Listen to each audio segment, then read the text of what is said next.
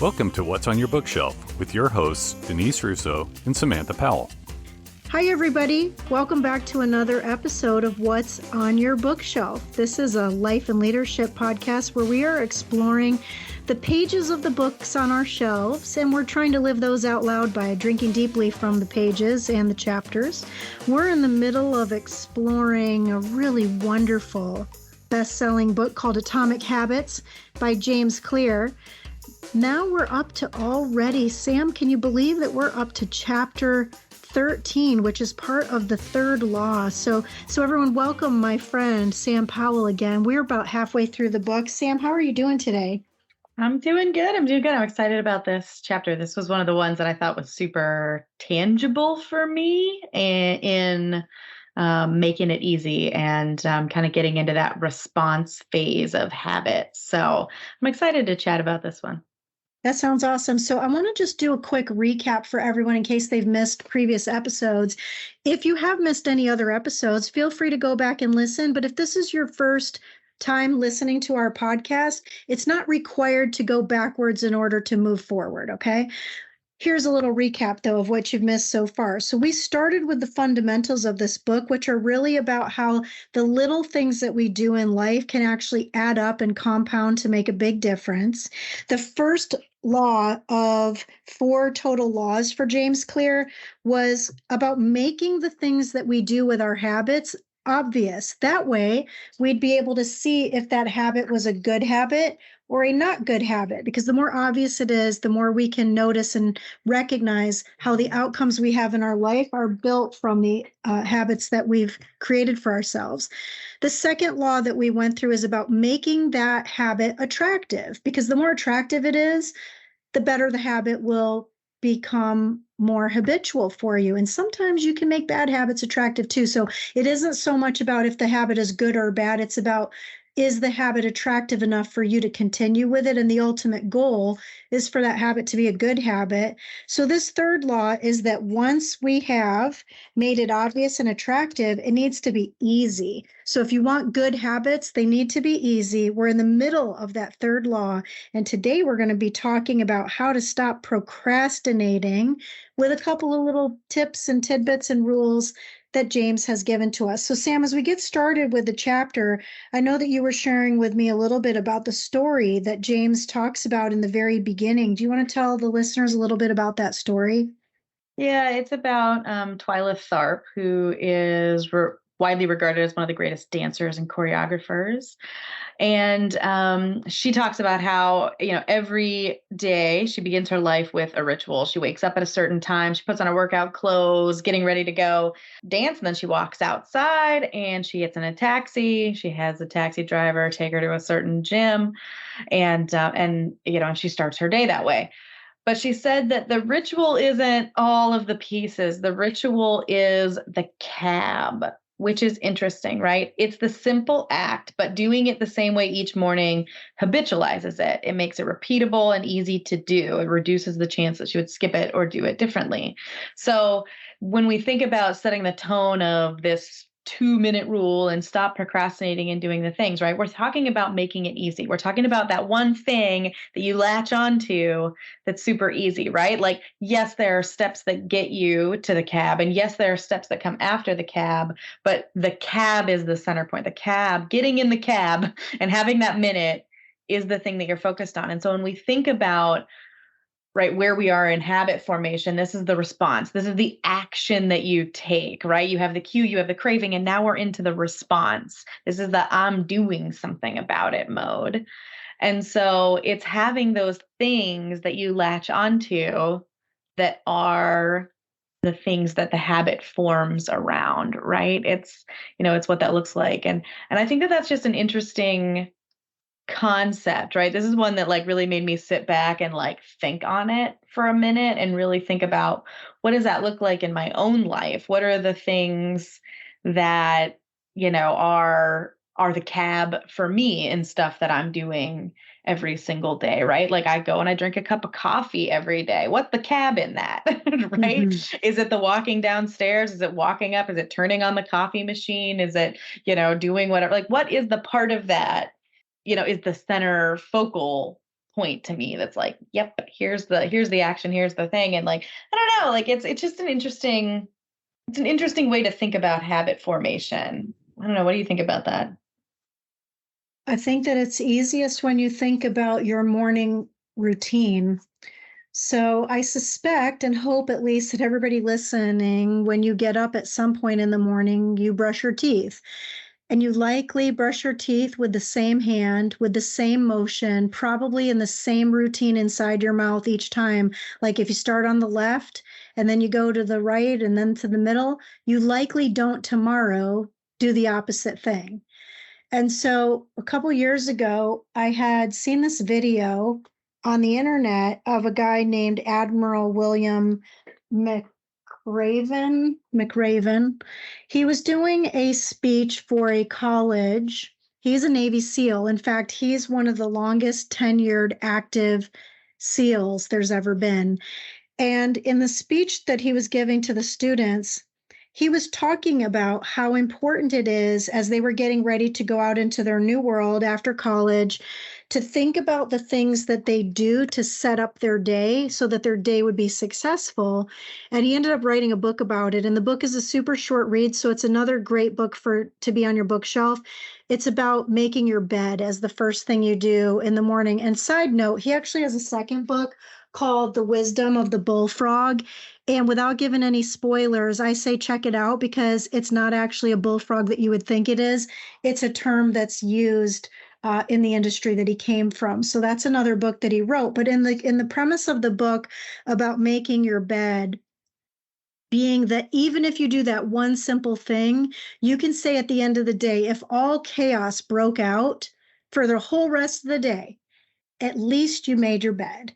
And that one thing you started was the good thing that you started with. And so for me, I not only every morning make my bed and I make it the same way every day, but there's sort of a ritual that I have at the end where you can't see us since this is on an audio recorded podcast today, but I will take my hand and imagine that once the bed is made, I rub my hand across the top, and that sort of sweeping motion is sort of the finalization for me that the bed is made. I think that comes from my mom because my mom has extreme OCD. Like she learned how to make her bed probably from somebody in the military because the sheets look like a perfect envelope. You could bounce quarters off of them. Everything in the house. I always said that my mom is the Southern living at home in live living color because she's got everything perfect. And so when we were little, my brother and I, my mom wouldn't let us make our beds. She would make the beds. And then after we left for school, we used to have carpet because I grew up in New York, so that it would be too cold to have hardwood floors. So we had carpet. And so my mom had this routine where she would vacuum the rugs after we left. And if she ever missed the room that she normally did in her routine because of having OCD, she'd have to go back and do the whole entire thing over again, like literally the whole house, not just the room. Mm-hmm. And so when we would get home from school, we weren't able, it wasn't like kids who could play in their bedroom. We weren't allowed to go in our room. It was you go in your room to sleep. So we never were in the habit of making our bed because if we went into our rooms, my mom could tell if our footprints were on the carpet. And we never got in trouble, but then she'd have to go through her whole routine again and vacuum the rugs. And it was just kind of like a thing.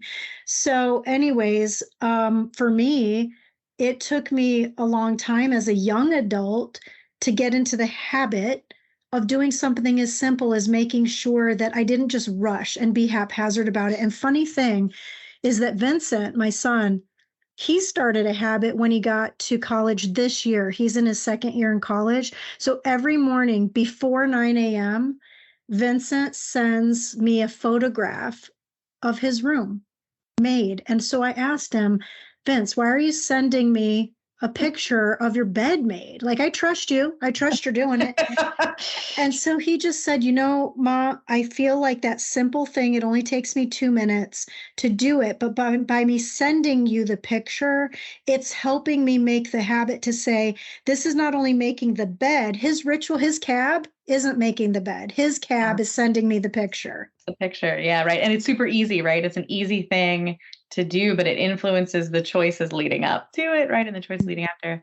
And James says that habits are automatic choices that influence the conscious decisions that follow. Yes, a habit can be completed in just a few seconds, right? It takes them 2 seconds to send you that picture, but it can also shape the actions that you take for minutes or hours afterwards. And then he gets into this concept that's called the decisive moments, right? These are the moments in life where you're making a choice that moves you in a direction you want to go, or a choice that moves you away from a direction that you want to go.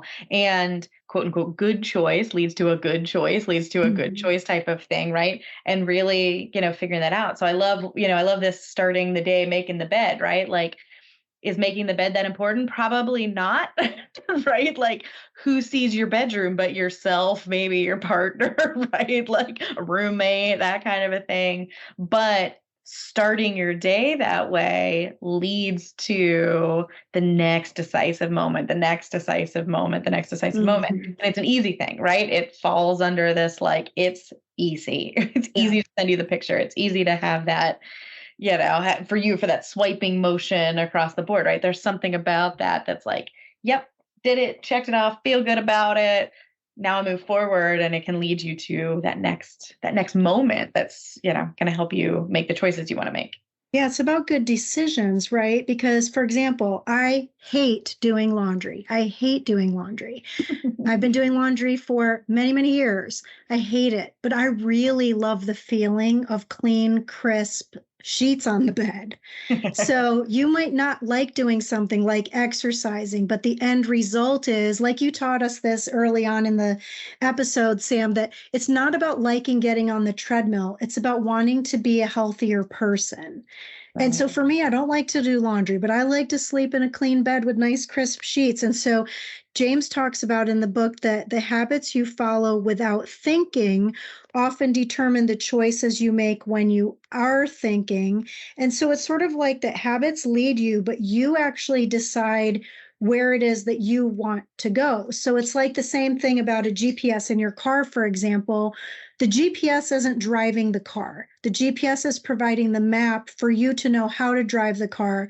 Where are the detours? Where are the closest gas stations? How long until you arrive at the destination? But it's not the thing that's physically driving the car. You're driving the car. Yeah, absolutely. Absolutely. And the habits kind of become like this gateway, right? Like that thing that you're naturally moving towards leads you to the next thing, right? So it's in this, like, her goal is to be working out every day. She's a dancer, she's a choreographer, but the habit is the cab, right? And so the habits are the entry point, not the end point. They're the cab, not the gym. So if you can master these decision points by developing the habits you want around them, then you can get to the identity you want to get to, right? I want to be someone who is physically healthy and in shape and, that kind of thing. So I've got to master the decision points, right? The little tiny movements that move me in that direction, right? Like, one of my goals is getting to be more active, be somebody who's like, right? Like, I want to feel that my body is strong and I can do whatever I want to with it. And so for me, in like my habit building, I started with, I just put my workout clothes on in the morning. That was it. That was the little tiny thing, right? And this 2-minute rule is that whatever you're doing, you should be able to do in 2 minutes or less. It should be super, super easy, right? It shouldn't be something that's like taking you a long time. It should be a quick little thing. And so for me, like when I started this, it was all I have to do every day is put on my workout clothes and then take off my workout clothes. I put them on before my morning routine. I take them off after my morning routine. And it's easy. It doesn't do anything. Does it make me, am I working out? No, but it set the stage for phase 2 for me, which was, now I'm in the habit of putting on my workout clothes. It's just what I do. I don't think about other things. I just say, oh, that's right. I put my workout clothes on in the morning. And it's actually kind of a relieving feeling for me of like, oh, I don't have to make this decision. That's awesome. Like, right. Just put the workout clothes on. Like, I can make the decision on what I'm going to wear later. No big deal. Right. And one of the things that helps make the decision is, what am I doing for the day? Right. So that's what I put my clothes on. Well, one of the things in between putting on my workout clothes and taking off my workout clothes is looking at my daily agenda and planner. So that helps me make that decision easier, right? But that was a little thing. Well, now I'm on phase 2 of this let's get active and in shape goal. Let's be somebody who's, feels good physically. Now I inserted I have to do at least a 2-minute workout. And for me, it's like easy little things. But man, are there days like this morning I stood up and I'm like, I do not want to do this, but I'm going to make myself do this. And it was the kick in the butt I needed when I started doing this little mini workout. It is not anything that's going to get me in shape. It's moving me in the direction of being able to do things. And it was this gut check, this kick in the butt moment of, oh my gosh, I can't even do a real push-up. Like, dear Lord, I used to be able to do these like super easy, right? Like, it's helping me realize how far away from my goal that I am, but giving me this simple 2-minute thing to focus in on that's like, okay, let's see what you can do, right? And then I know based on experience now that over time, I'll be able to do those things much easier, right? It'll get to a place where that's not a big deal. But right now it's that, but it's nothing fancy. It's nothing crazy. It's nothing, whatever. It's just 2 minutes. That's all I do. That's it. Moving me in that direction. Well, it's a choice that you're making, and it's a conscious choice that you're making. I wrote an article sort of about this previously for Forbes, and the article is called All Roads Lead to Something, and it's about decision making. And Scott, if you can put the link to this in the show notes for our listeners. What struck me about writing the article, Sam, is that, are you familiar with the poem by Robert Frost that's basically about you are confronted with 2 roads diverging in a yellow wood, and then now you have to make a decision? Yeah. So what Robert Frost talks about, which is what my article is about, is I break apart his poem as to how do we make decisions in life. And so in the beginning of the poem, he's talking about how here I am in this decision point where I'm faced with a decision to go left or a decision to go right. But the reality is he also could turn his body around and go back to where he started, or he could just stand still and do nothing. There's 4 choices: go backwards, stay still, go left, or go right. There's really no other real choice.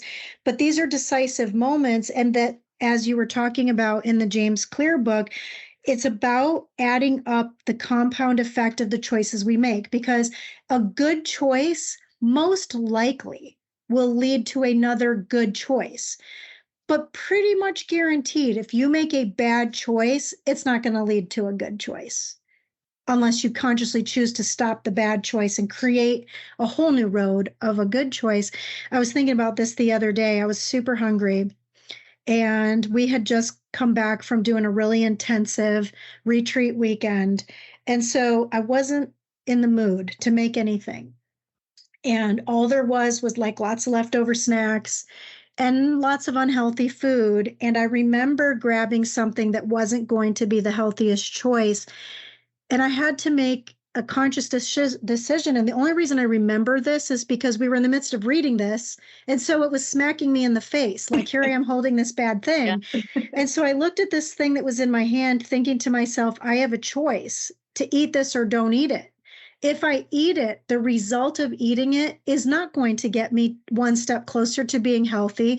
It is not going to nourish me because it's not something that's going to give me vitamins and minerals. And it is not going to make me feel good afterwards because now I consciously know I'm making a bad choice even holding this thing. Mm-hmm. So I had to sort of do the Marie Kondo thing. I know we talk about her a lot in our episodes, but I had to hold this thing in my hand and consciously say, you no longer are bringing me joy and you are not good for me. And I had to put it to the side. And sometimes in life, it's the habits that we have in our life that maybe we need to hold on to, look at for a minute, decide that did they ever have a positive purpose? And if they had a positive purpose but no longer do, that's one thing. But if they have no positive purpose, then we need to remove those things from our lives. And the way that James talks about it is to make it easy and to do something practical that's as simple as doing something that only takes 2 minutes to be able to do. So it makes sense. I think that, Sam, you taught us a couple episodes ago about the power of stacking habits. And so First, James says you have to standardize the habit before you can optimize the habit. So you have to do, like you said, is put the workout clothes on. Once you put the workout clothes on and you start working on stacking the habit, the optimization of that habit is now I have to lift weights, even if it's for just 2 more minutes. And so in the book, if you all get the book, I highly encourage you to look at the examples of habit shaping, where he goes through phases of if you want to become someone who wakes up early. I think I mentioned last episode, there's a new book out by Robin Sharma about the power of waking up at 5 a.m. Well, maybe it's not comfortable to wake up at 5 a.m. I usually wake up at like 3 a.m. because of insomnia, but I can't imagine waking up at 5 a.m. And in this book, Robin Sharma's book, it talks about the habits of successful people who are early risers. But I imagine the first time they woke up early, it didn't feel comfortable. So in the book, it walks through the examples of habit shaping. Was there something that maybe you took away from that part of the chapter, Sam? Yeah, I think that it's right, it's breaking it down into those smaller steps. So James gives some examples such as like I want to do 30 minutes of yoga a day. Well, that turns into, when you take this 2-minute rule, it's I pull out my yoga mat, right? It's like I want to be active and in shape while I'm putting on my workout clothes, right? And it's building on that and figuring that out, because you're right. When you get to it's okay, I figured out the best way to put my workout clothes on, where that doesn't take me 2 minutes to like figure out what I'm doing and how do I do that. Nope, I have a place where they go. I grab them, I walk in, I move. They're on in like 15 seconds. Like I'm dressed and ready to go start the next step. Like I've optimized that step of it. And so now I can move on, right? All right. And you feel it. I mean, you absolutely, like, as I've been doing this with a couple of different things, like you absolutely feel when you're ready for the next step. It's like, oh, how many days does it take? It's like, no, it takes me so many repetitions to then feel like I've optimized this in a place where it's like, okay, I'm putting on the workout clothes. I probably should be doing something with it now, because it's pretty easy. Like it's pretty easy to like change my clothes now. So what's the next thing that I need to do? Right. Well, and now that I've started this, like, let's do this little quick workout routine. It's not easy. It's not optimized. I'm not doing it really good. It's messy. It's not a thing that's good. But I know it's going to get there because everything else has done the same thing when I've done it. So now I'm working on the optimizing of that. And it's like, okay, well, when I get really good at this little routine, it'll be easy to add it in, right? Because the thing that stops us all the time is I have to do everything, right? Like, oh, I'm trying to run a marathon. Oh my gosh, I don't have time to train for a marathon. It takes me an hour and a half to run a marathon. However am I going to train for that? And so you never do it, right? Because you're like, 3 hours every day I don't have. And it's like, okay, calm down, right? It's how do you build it up to where the pieces that get you to this goal that you've got, you work on one at a time until it's super optimized to where this is just what I do. It's like naturally what I'm trying to do, right? I want to write that 300-page novel, but that starts with a single sentence. It's like, well, if I write a sentence a day, then it's easier, right? And sometimes that sentence becomes a paragraph, and eventually those paragraphs become pages, and those pages become chapters, and those chapters become the whole book, right? But it's moving in that direction. And so if you want to, like James says, the point is to master the habit of showing up. The whole point of this 2-minute rule is to just do something, any action to move you in the direction of this identity that you want to have. I want to be an author, so therefore I have to at least write something. But what does that look like? How are you moving in that direction? That's the point. What you just said is you don't start with a sentence, you start with a why. So hearkening back to your other favorite author, Simon Sinek, if you don't have a why for what you're doing, then putting your workout clothes on isn't going to matter. Then you're just basically doing what a lot of people do and have yoga pants for fashion, or because you're working remotely, not because you want to be a healthier person. Which I'm a fan of both of those things, by the way. Like, let's wear our yoga pants anytime we want. Thankfully, yeah. We're, like I said earlier, we're not on camera, and I will admit, right now I have on exercise shorts and no shoes. It's the benefits of working at home. But that was my why this morning, was that I wanted to be comfortable to know that we could show up as our best selves on the call today. So what is your why? What are the things that you can do to establish even a simple 2-minute morning routine so that you can say you've at least accomplished one good thing before you start the day? Maybe it's as simple as saying, when you wake up, take in a few really healthy deep breaths and a sip of water and say, I'm grateful that I have another chance today to make today even better than yesterday was. So, when you think about that, it's simple, it's easy, but let me say that. No, it's not simple and easy. It's easy, but it's not simple, or it's simple but not easy, right? It's like a combination of one or the other. To do both, it's not, to get workout clothes on is easy to do. It's easy to put those on, but what's hard is stacking that habit with lifting weights and then lifting heavier weights, or writing a sentence and actually getting 1,000 pages out of that, perhaps. So in any case, though, today was really not about the whole elephant in one bite, right? Today was really about how to stop procrastinating. Just start by doing something that takes a few seconds.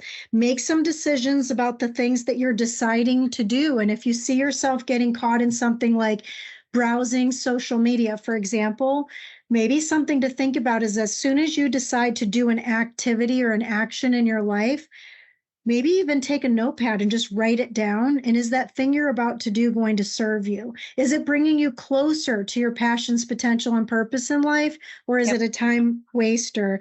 The 2-minute rule states that when you start a new habit, it should take less than 2 minutes to do. But this law that we're in is about making it easy and making it, as we taught before, making it visible and making it simple and making it attractive. So all those things that we're doing, what are the things that you can do to create those rituals around? So if you were to think about one thing, Sam, in this chapter that really impacted you the most, what would that be? I think it's breaking things down into easy bits, right? One of the lines that I really liked from the chapter was, the secret is to always stay below the point where it feels like work. And so I like that because it feels tangible. It feels like, okay, I got a shot at that, right? Like, how do I make it so easy it doesn't feel like work? And as long as I'm kind of progressing, and again, like, I can tell you, like, you'll feel the point where it's your time to, like, this is so easy. Like, I feel like I'm underperforming. Now I gotta push it a little bit, but it still doesn't feel like work really at the end of the day, right? Like, putting on my clothes is easy, and now doing this 2-minute workout, it doesn't feel like work. Do I want to do it all the time? No, but does it feel like work? Not really, right? Because I've set the bar so low, but it's moving me in the direction of where I want to go. So I think that, like, that, it's that, how can I break this down into all the little tiny ridiculous steps that go into it, right? Like, oh, I want to eat healthier, so therefore I need to, write the list for the food, and then I need to go to the store, and then in the store I need to buy the list, and then I need to check out, and then I need to come home. And it's like, I'm just going to do one of those things. Like, right, just like, let's move on. I guess if you already get the food, you do have to check out, so don't steal food. But but it's, how do I make it into little tiny pieces and just add them in slowly but surely? That feels tangible. A little bit of planning goes into it, a little bit of thought goes into it, but I think it's worth it. What about for you?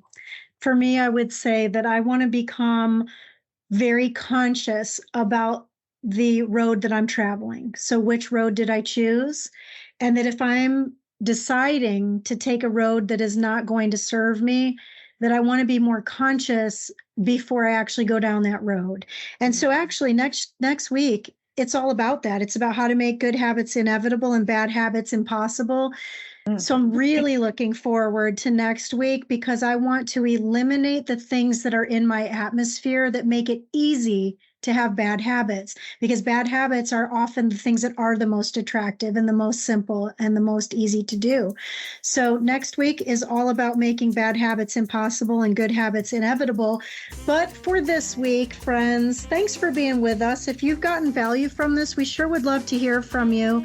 Share that with us on our LinkedIn page called School of Thoughts, or get in touch with us. There's all kinds of links that Scott shares in our outtakes for the show and in the show notes. My name's Denise Russo. I was here today with my friend Sam Powell. Sam, it's always so amazing to be here with you. I learned so much from you. Can't wait to be back with you again next week on another episode of What's on Your Bookshelf.